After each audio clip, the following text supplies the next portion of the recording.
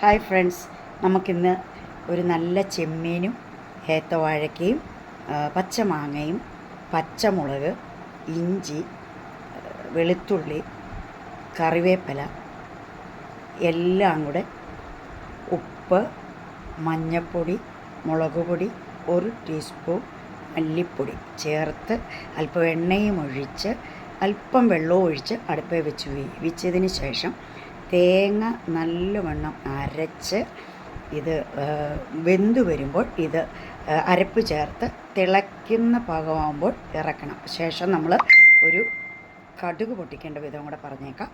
നമുക്ക് ഒരു ചുമന്നുള്ളി 2 കഷ്ണം എടുക്കുക, അരിയുക.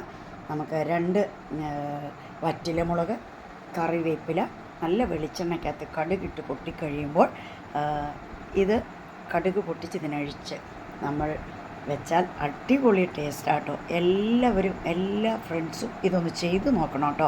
നല്ല കറിയാണേ, നല്ല ടേസ്റ്റുള്ള കറി.